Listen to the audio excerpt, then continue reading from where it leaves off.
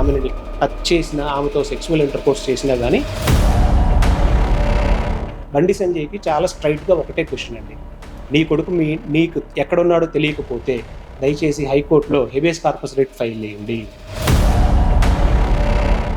Entire కంప్లైంట్లో ఎక్కడా కూడా penetrative sexual assault జరిగిందని లేదు. అతనికి తప్పించుకునే అవకాశాలు చాలా ఎక్కువ ఉన్నాయి. వాళ్ళ ఫోటోలు వేసి ఈమె ఇలా చేసింది అని వాళ్ళని ఇంకా అల్లరిపాలు చేయాలన్నా, వాళ్ళు మానసిక క్షోభకు గురైపోయి ఆత్మహత్యలు చేసుకోవాలని ప్రయత్నాలు చేస్తూ ఉన్నారా? తన తండ్రే ఇలా 42 కేసులు పెట్టించుకొని సెక్సువల్ అసల్ట్ చేసినటువంటి కేసుల్లో అతను ఉన్నప్పుడు కొడుకు కూడా మా నాన్న ఇలా చేసి 42 కేసులు ఉన్నాడు కాబట్టి కేంద్ర సహాయ మంత్రి అయ్యాడు. కేంద్ర హోంశాఖ సహాయ మంత్రి బండి సంజయ్ కుమారుడు బండి భగీరథ్ కేసు తెలుగు రాష్ట్రాల్లో ఒక సంచలనంగా మారింది. ఒక హోంశాఖ సహాయ మంత్రిగా ఉన్న వ్యక్తి ఇలాంటి ఇష్యూలో ఇన్వాల్వ్ అవడం ఏంటి? కొడుకు ఇన్నాళ్ళేని అంటే ఒక పక్క తెలంగాణ రాష్ట్ర ప్రభుత్వం కూడా సీరియస్గా తీసుకుంటే ఇప్పటికీ బండి భగీరథ్ దొరకపోవడం ఏంటనేది కూడా అనేక అనుమానాలు తావిస్తుంది. అసలు ఈ కేసులో ఏం జరుగుతుంది, ఎలా ఉండబోతుంది లీగల్గా అనే విషయం మనం మాట్లాడదాం. మనతో పాటు సీనియర్ న్యాయవాది నాగూర్ బాబు గారు ఉన్నారు. చట్టపరంగా ఎలా ఉండబోతుంది ఈ కేసు, ఎలా ముందుకెళ్తుంది అనిపిస్తుంది మీకు? చట్టపరిధిలో చూసుకుంటే ఫస్ట్ ఎఫ్ఐఆర్ బండి సంజయ్ కొడుకు బండి భగీరథ్ కరీంనగర్ ఏరియా అనుకుంటా, అది కరీంనగర్ పోలీస్ స్టేషన్లో ఒక కంప్లైంట్ ఇచ్చాడు. ఎగ్జాక్ట్గా 3 గంటల ముందు, పోక్సో కేసు నమోదు అవ్వడానికి ముందు 3 గంటల ముందు. సో ఇక్కడ బెనిఫిట్ ఆఫ్ డౌట్ ఏంటంటే ఎగ్జాక్ట్గా వీళ్ళు పోలీస్ స్టేషన్లో హైదరాబాద్లో సోన్సప్ప పోలీస్ స్టేషన్లో ఉన్నప్పుడు అతనికి ఎలా తెలిసింది? 5 గంటలు వీళ్ళు పోలీస్ స్టేషన్లో ఉన్న పరిధిలో ఇంటెన్షనల్గా ఎఫ్ఐఆర్ చేసి ఉండొచ్చు, హై హ్యాండెడ్ ఇన్ఫ్లుయెన్స్ తోటి అని ఒక బెనిఫిట్ ఆఫ్ డౌట్ క్రియేట్ అవుతూ ఉంది. సెకండ్ ఏంటంటే ఇక్కడ రిజిస్టర్ అయిన కేసు చూసుకుంటే దీనిలో ఉన్నటువంటి మెన్షన్ చేసినటువంటి యాజ్ పర్ సెక్షన్స్ ప్రకారం 74, 75 బిఎన్ఎస్ అంటే sexual harassment, it's not rape. Next POCSO section 11 red with 12 పెట్టారు. దీని అఫెన్స్ పనిష్మెంట్ వచ్చేసి కేవలం 3 సంవత్సరాలు మాత్రమే ఉంటుంది. బండి సంజయ్ యొక్క ప్రధాన కర్తవ్యం ఏంటంటే ఇమీడియట్గా తన కొడుకుని బాధ్యతాయుతంగా మొదటి రోజే తీసుకొని వచ్చి చట్ట పరిధిలో నేను నా కొడుకుని స్వయాన నేనే జడ్జి గారి దగ్గరికి తీసుకొని వెళ్తున్నా, అవసరమైతే ఒక అడ్వకేట్ని, మంచి అడ్వకేట్స్ కౌన్సిల్స్ని ఎంగేజ్ చేసి నా ఆర్గ్యుమెంట్స్, నా వాదనలు వినిపిస్తా, నా కొడుకుకి అన్యాయం జరిగింది అని అతను ఫీల్ అయితే ప్రూవ్ చేసుకునే అవకాశం ఉంది. బిలో 3 years పనిష్మెంట్ అఫెన్సెస్కి అతను అబ్స్కాండ్ అయిపోయి పారిపోయి 7 రోజులు కేంద్ర సహాయ మంత్రి తన కొడుకును దాచిపెట్టుకోవడం కోసం ఎందుకు ఇంత మల్లగుల్లాలు పడతాడు అనేది అర్థం కావట్లేదు ప్రజలకి, రాష్ట్ర ప్రజలకి. అంటే దీని మీద తెలంగాణ రాష్ట్ర ప్రభుత్వం ఏదో సిట్ ఎంక్వైరీ వేశారన్నది, ఎంతమంది చిన్నపిల్లల మీద లైంగిక దాడి జరుగుతుంటే ఎన్నిసార్లు సిట్ ఎంక్వైరీ చేసిందండి రాష్ట్ర ప్రభుత్వం? బండి సంజయ్ కుమారుడికి ఎందుకు అంత అతీతమైనటువంటి సిట్ ఎంక్వైరీస్ ఇవన్నీ చేయాల్సిన నెసెసిటీ ఉంది? అదే ఒక సామాన్యుడు ఇంకెవరన్నా చేస్తే వాళ్ళ ఫ్యామిలీ ఎక్కడుందో ట్రేస్ చేసి, పక్క రాష్ట్రంలో ఉన్నా సరే ట్రేస్ చేసి, అవసరమైతే ఈ మధ్య ఎన్కౌంటర్ చేస్తే మానవ హక్కుల సంఘాలు, హ్యూమన్ రైట్స్ కమిషన్స్ ఇవన్నీ వచ్చి మా మీద పడతాయి అన్న భయంతో అవసరమైతే చెరువులో దూకి ఆత్మహత్య చేసుకున్నాడని కూడా ప్రూవ్ చేసేటువంటి సిచ్యువేషన్స్ ఉన్నప్పుడు బండి సంజయ్కి తను నిజంగా ఒక బాధ్యతాయుతమైన పదవిలో ఉండి ఎంటైర్ భారతదేశాన్ని హోమ్ డిపార్ట్మెంట్ కంట్రోల్లో పెట్టుకున్నటువంటి వ్యక్తి తను చేయాల్సిన ఇమీడియట్ పని ఏంటంటే తన కొడుకుని జ్యుడిషియరీ ముందు తీసుకొని నిలబెట్టాల్సిన నెసెసిటీ ఉంది. కానీ ఇక్కడ అలా జరగట్లేదు. ఇదంతా చూసినప్పుడు ఓవరాల్గా ఫిర్యాదులో కానీ ఎఫ్ఐఆర్లో కానీ నాగూర్ బాబు గారు ఏముంది? మైనర్ బాలిక మీద అత్యాచారం చేసినట్టుగా వాళ్ళు ఫిర్యాదు చేశారా? ఎఫ్ఐఆర్లో కూడా అదే ఉందా? ఇది ఎంత తీవ్రత ఉంటుంది సెక్షన్లు కానీ ఇవన్నీ? ఎంటైర్ కంప్లైంట్లో ఎక్కడా కూడా పెనిట్రేటివ్ సెక్సువల్ అసల్ట్ జరిగిందని లేదు. In case penetrative sexual assault జరిగిందని వాళ్ళ కంప్లైంట్లో నమోదు చేసుంటే section 4 of POCSO act applicable అయి ఉండేది. కానీ ఇక్కడ కేవలం సెక్షన్ 11 and 12 మాత్రమే పెట్టారు కాబట్టి బిలో 3 years అఫెన్సెస్ అంటే ఒక మైనర్ బాలికని టచ్ చేశాడని, లేకపోతే ఒక మైనర్ బాలిక నుంచి సెక్సువల్ కోరికలు తీర్చుకోవాలని ప్రయత్నం చేశాడని జరిగింది. కానీ సెక్సువల్ ఇంటర్కోర్స్ జరిగిందని ఎక్కడ వాళ్ళు కంప్లైంట్లో మెన్షన్ చేయలేదు ఫస్ట్. అది పెద్ద లీగల్ లూప్ హోల్ అవ్వడం వల్ల అతనికి తప్పించుకునే అవకాశాలు చాలా ఎక్కువ ఉన్నాయి. మరి ఇంత భయం ఎందుకండి? ఇప్పుడు అత్యాచారం జరిగితేనే అది పోక్సో కింద వస్తుందా, లేదంటే ఇప్పుడు దీన్ని మనం పోక్సో కేసు కింద చూడాలా? పోక్సో కేసు అంటే కేవలం సెక్సువల్ అసల్ట్ జరిగిన దాన్ని మాత్రమే పరిధిలోకి రాదు. పోక్స్లో డిఫరెంట్ సెక్షన్స్ ఉన్నాయి. సెక్షన్ 1, 2, 3, 4 అట్లా సెక్షన్స్ ఉన్నాయి. అంటే ఒక మైనర్ బాలిక యొక్క శరీర భాగాలను టచ్ చేస్తే దాని పనిష్మెంట్ ఏంటి, వాళ్ళకి పోనోగ్రఫీకి సంబంధించిన చిత్రాలు చూపిస్తే దానికి పరిస్థితులు ఏంటి, వాళ్ళ ఒంటి మీద బట్టలు ఉండగా టచ్ చేస్తే పరిస్థితులు ఏంటి, వాళ్ళ మీద సెక్సువల్ ఇంటర్కోర్స్ ఫిజికల్గా కలిస్తే ఎలాంటి పరిస్థితులు, దానికి ఎలాంటి సెక్షన్స్ ఉన్నాయి అనేది పోక్సో యాక్ట్లో క్లియర్గా రాశారు. ఇప్పుడు పోలీసులు నమోదు చేసిన సెక్షన్స్లో పెనిట్రేటివ్ సెక్సువల్ అసలు జరిగిందని ఎక్కడా లేదు. వాళ్ళు రాసిన కంప్లైంట్లో పెనిట్రేటివ్ సెక్సువల్ అసలు జరిగిందని ఎక్కడా లేదు.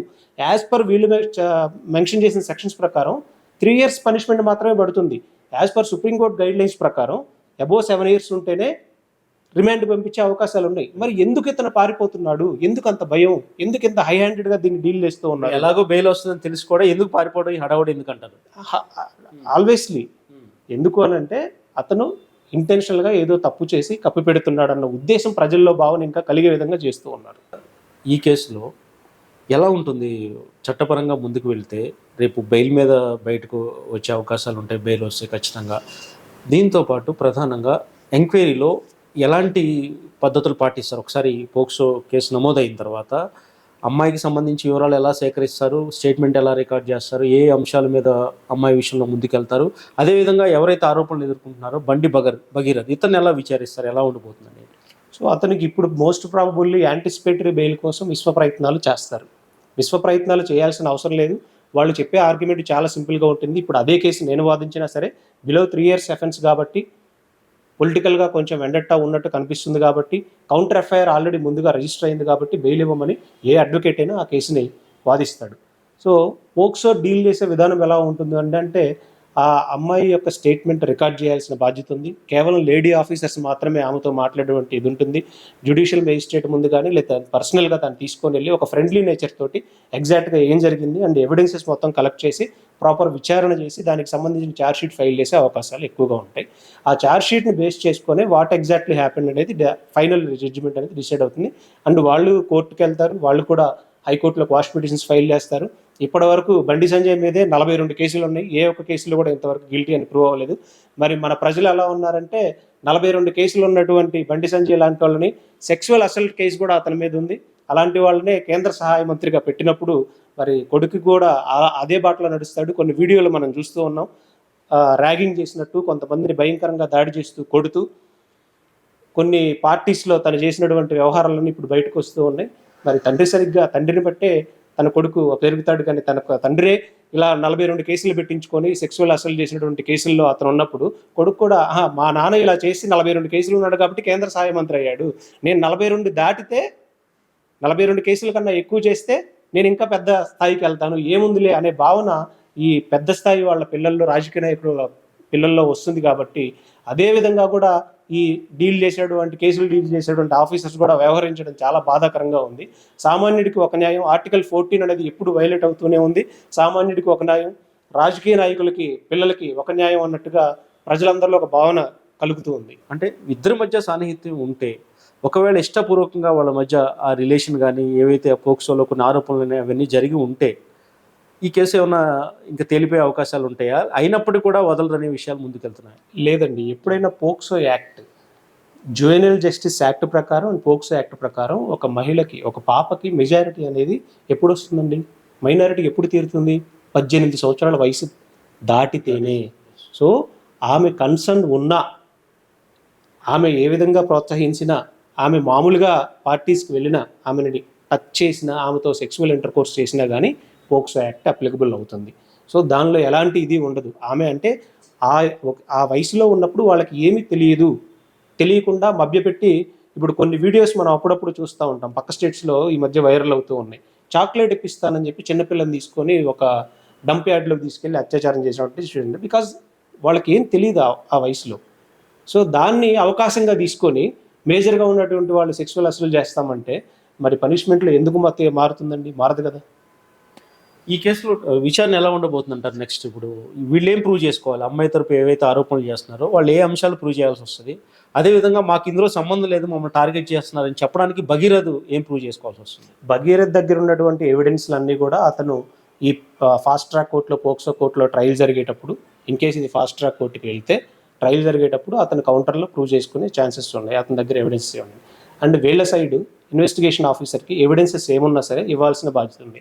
అండ్ ఈ కేసులో ప్రధాన అంశం ఏంటంటే విక్టిమ్ ఐడెంటిటీని ఎక్కడా రివీల్ చేయకూడదు. ఈవెన్ 376 కేసెస్లో అయినా అండ్ రేప్ కేసెస్లో అయినా కానీ పోక్సో కేసెస్లో విక్టిమ్ ఐడెంటిటీని రివీల్ చేయకూడదు. అది ఒక దేశ భద్రతకు సంబంధించిన లాంటి విషయం. అంటే దానికి ఎంత కాన్ఫిడెన్షియాలిటీ ఇస్తామో విక్టిమ్ ఐడెంటిటీకి కూడా అంతే కాన్ఫిడెన్షియల్ ఇవ్వాలని సుప్రీంకోర్టు గైడ్ లైన్స్, సుప్రీంకోర్టులో అలాంటి కేసెస్ వచ్చినప్పుడు కూడా state of Telangana and X అని మెన్షన్ చేస్తారు. ఎందుకు నేమ్ మెన్షన్ చేయరు? ఈవెన్ హైకోర్టులో కూడా ఎక్స్ అని పెడతారు. ఎందుకు పెడతారు? ఆ ఎక్స్ అనేది ఎవరో తెలియకూడదని. మరి అలాంటిది నిందితుడు తప్పించుకొని పారిపోయి ఆ అమ్మాయికి సంబంధించిన ఫొటోస్ అన్ని ఫేస్బుక్లో, ట్విట్టర్లో, ఇమీడియట్లో అతని కార్యవర్గ సభ్యుల ద్వారా అందరికీ పంపిస్తూ ఉండి అండ్ బీజేపీ నుంచి ఎక్కడెక్కడి నుంచో నేను ఒక వీడియో చూశానండి. ఎవరో బీజేపీ మహిళా నాయకురాలు, జాతీయ స్థాయి నాయకురాలు, ఆమె ఇక్కడికి వచ్చి హైదరాబాద్లో ప్రెస్ క్లబ్లో ప్రెస్ మీట్ పెట్టి శ్రీరామచంద్రుడు లాంటి వ్యక్తిని రావణాసుడిలా చూపిస్తూ ఉన్నారు అని చెప్తా ఉన్నారు. ఇంక ఇంతకన్నా దౌర్భాగ్యం ఈ భారతదేశంలో ఏది ఉండదు. అది అంటే ఒక క్రిమినల్ని, ఒక పోక్స్ యాక్ట్లో ఉంటే అక్యూజ్డ్ని, మనం క్రిమినల్ అనకూడదు, అక్యూజ్డ్ని నువ్వు రాముడితో పోలుస్తున్నావు ఏంటి? ఇదేం రాజకీయం? అలా మాట్లాడుతూ ఉన్నారు. సో విక్టిమ్ ఐడెంటిటీని ఎక్కడ రివీల్ చేయకూడదు. దానికి కూడా పనిషబుల్ ఎఫెన్స్ అది. అదే మాట్లాడదాం. ఇప్పుడు ఏదైతే ప్రధానంగా ఒక్కసారి ఎలిగేషన్ వచ్చిన తర్వాత ఎఫ్ఐఆర్ కట్టిన తర్వాత ఇప్పుడు ఒక్కొక్క వీడియో రిలీజ్ చేస్తున్నారు. అప్పట్లో వీళ్ళిద్దరి మధ్య ఉన్న సన్నిహితం కానీ దీనికి సంబంధించి ప్రత్యేక సెక్షన్ల ద్వారా ఇంకా కేసు తీవ్రత పెరిగే అవకాశం ఉంటుందా? కాదండి, అసలు మీడియాలో రిలీజ్ చేయడం ఏంటి? వాళ్ళ ఐడెంటిటీస్ ఏదైనా ఉంటే నువ్వు ఇన్వెస్టిగేషన్ ఆఫీసర్కి నువ్వు దాన్ని సబ్మిట్ చేయండి.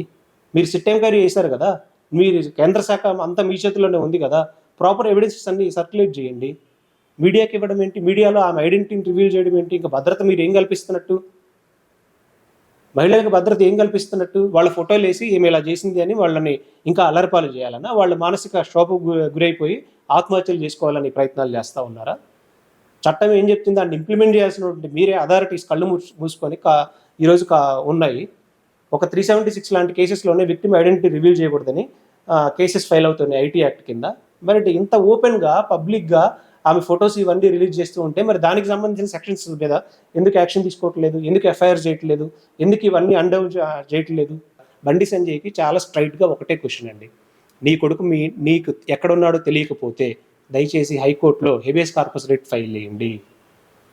నా కొడుకు కనబట్టలేదని పోలీస్ స్టేషన్లో కంప్లైంట్ ఇవ్వండి. ఎందుకు చేయట్లా? దాచిపెట్టిందే నువ్వు. అంతే కదా, క్లియర్ కట్ కేసు ఇది. సో అతను డైరెక్ట్గా వచ్చి జడ్జి ముందు అతన్ని అండ్ ఇన్వెస్టిగేషన్ ఆఫీసర్ ముందు దాన్ని తీసుకొని రావచ్చు.